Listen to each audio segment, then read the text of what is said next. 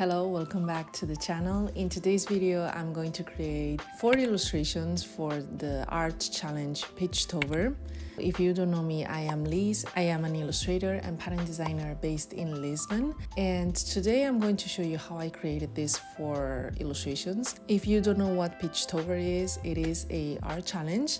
It gives you 31 prompts for you to draw each day so you can have your creative juices flowing. And I am not going to do 31 prompts, but I'm going to do 4 of them. So I'm going to walk you in this video from the inspiration, how was the initial idea, how it changed to the final drawing, and I'm going to work in black and white because I love it. Every October I do this. I'm going to add an extra color, which is the gold. And yeah, so I don't want to ramble a lot. Let's get to the video. There you go. This is Gingham, and as you can see, it's going to be a pattern, a Gingham pattern, and a little witch. But I'm going to play with masking fluid, seagull, and a parrot, a seagull and parrot, snowflake. I don't know if you can see something. Yes, this is a girl. It's like 2 fairies, but instead of fairy wings, they are wearing 2 snowflakes, which is cute, right? And I have the last one, which is this one. It's called Ghost. I didn't want to miss October with something Halloween-y style. So it is a witch in her cauldron and 2 ghosts. She's cooking on top of a lot of bones. We are going to start painting. So let's go.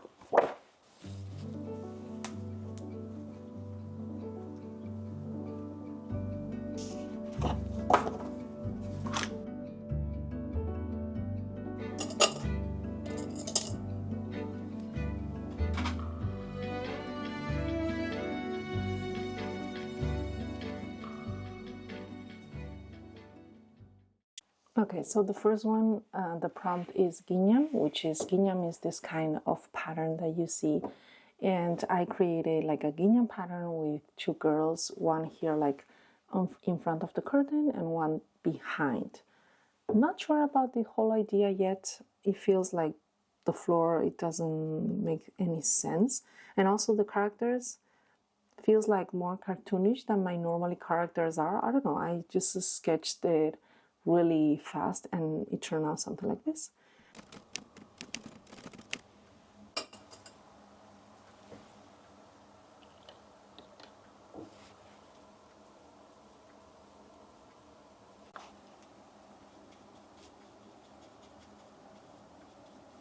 Okay, so the masking fluid is applied. Can you see it? And now we are going to wait for it to dry, and so I can work on one brush and do the Gingham pattern without drawing inside the girl.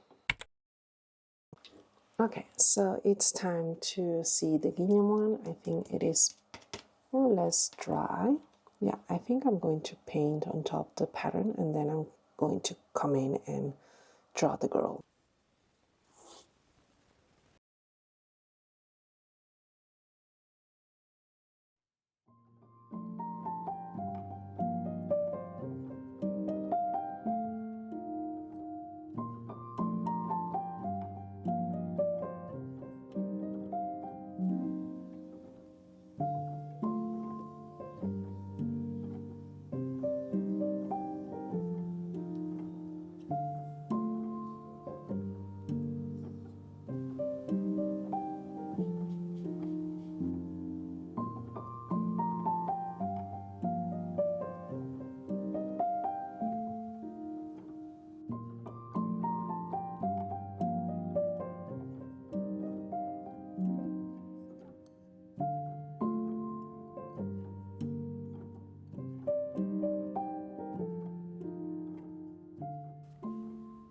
Here I am removing the masking fluid and it's kind of elastic, almost rubbery.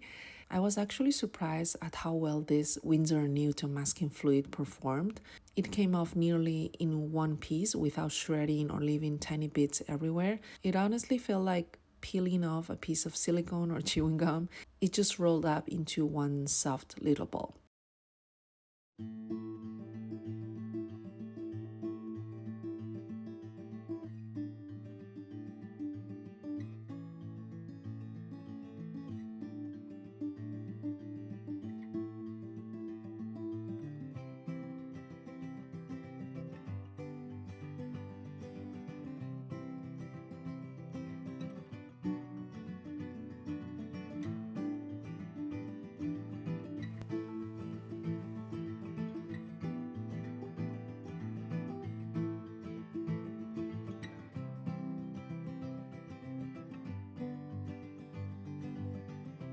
And take away the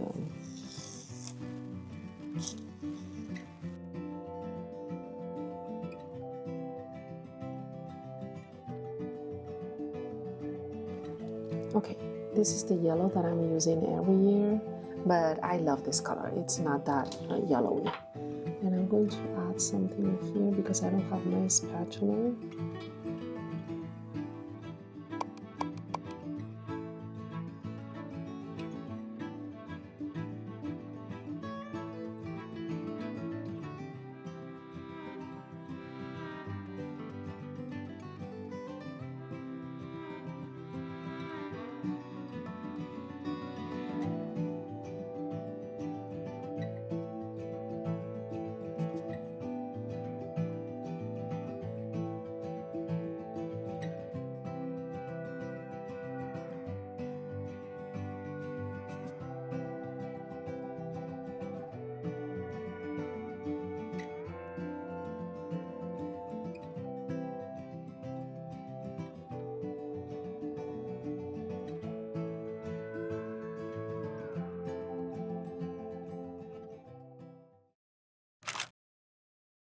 The second one will be this, which is a seagull, but I'm not sure about the background. It feels boring and static. I think I'm going to add him on a rock.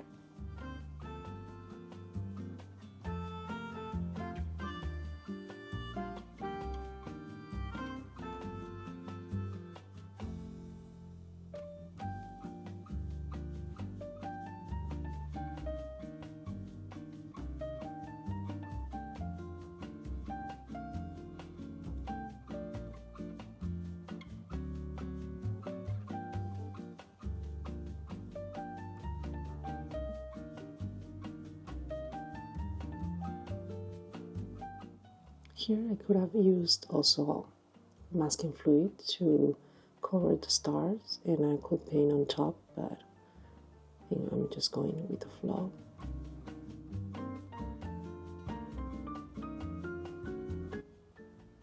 I still remember my very first Inktober. I saw an artist on YouTube mixing ink with watercolor, and I thought, oh, that looks so fun, I want to try it too. Being a digital artist can sometimes keep you a bit disconnected from traditional drawing, so I really wanted to join and be consistent with my art. The challenge was perfect. It was all about using ink in any way you wanted. So I decided to do the full 31 prompts. Yes. And honestly, it was really demanding, but so worth it. I learned so much. I did it with a friend so we could keep each other accountable, and you really have to stay organized. Plan what you are going to sketch each day. The lists are delivered 1 month before, so you can really plan what you are going to draw. For me, that's the hardest part, because once I decide what I'm going to draw, the rest just flows. I never follow the official Inktober list because it's too abstract for me. I like to mix prompts from different lists depending on my mood or what I feel like drawing. That first year, I think I used Maddie Art's list, and I actually completed all 31 days. All 31! And it was so fun seeing everyone's interpretations. I remember one that was called Shadow. And so, how do you interpret shadow? And I did it with a girl kissing a man that was a shadow. So really doing it from abstract to something more tangible. It really keeps your drawing muscles active. And when Peachtober came along, I loved it right away. It's colorful, fun, and cute, just like the artist's style. So yeah, that's how I got into Inktober, and I hope this video inspires you to give it a try too.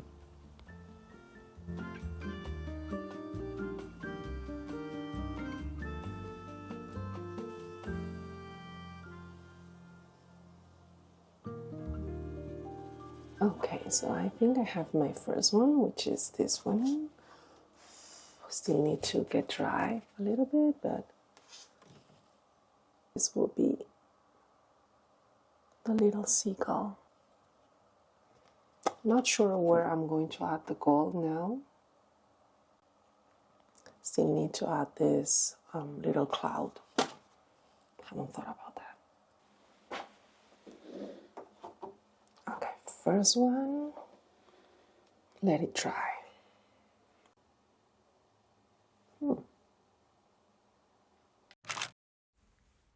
Here I'm adding a bit of gold, and you might be wondering how many colors can you actually use for Inktober, right?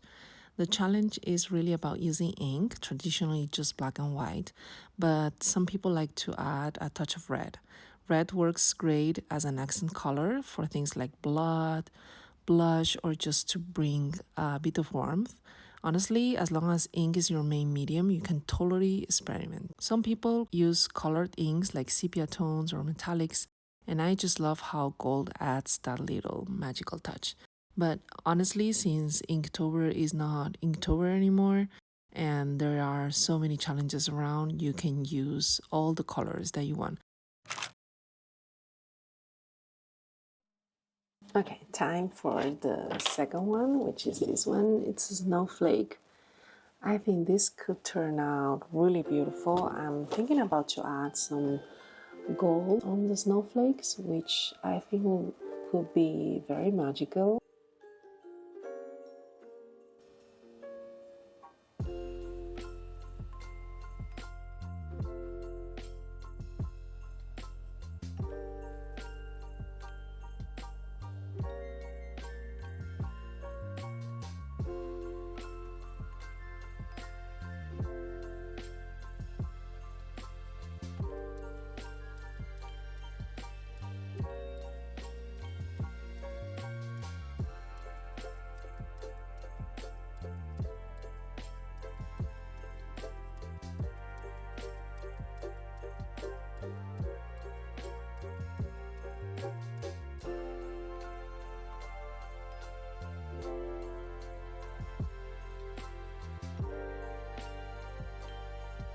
You know when you are painting and there is like one drop of water which is like in here, like almost like when you are painting and the drop is like slowly going down and you're like working on the cloth because you know at some point it will drop on your painting and it's like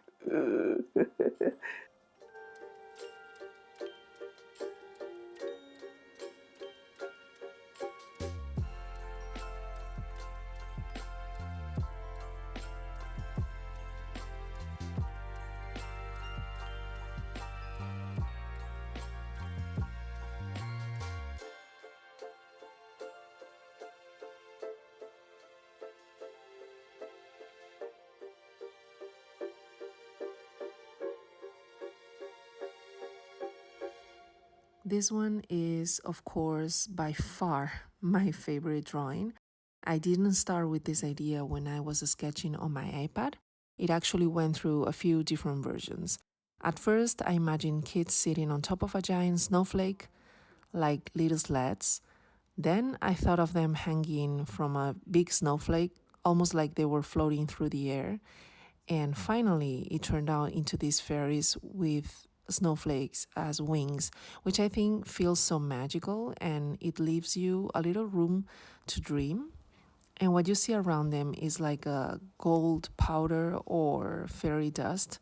It kind of reminds me of Tinkerbell. And yes, I hope you like them as much as I do.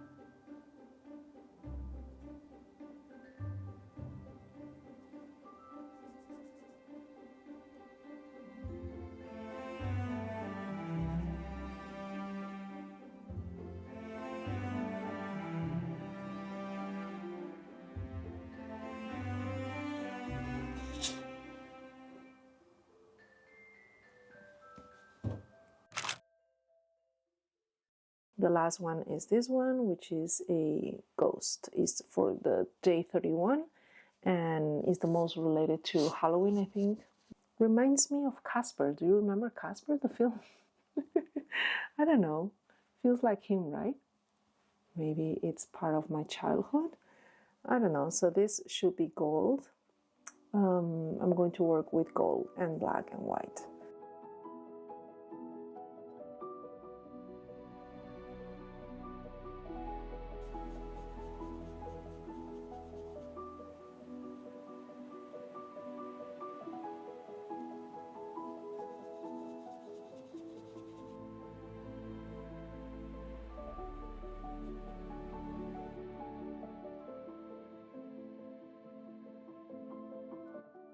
I thought I was finished, but I almost forgot. I have a last illustration to add the gold. So let's do this.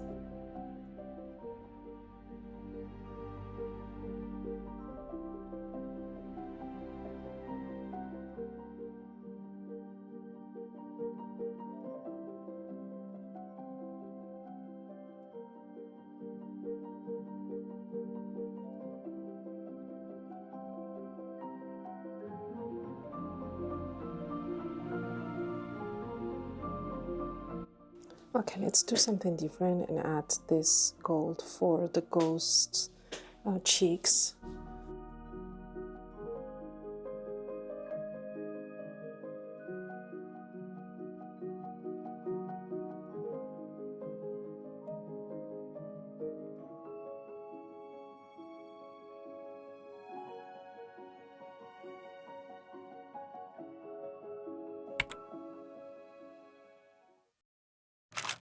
Baby's here with me.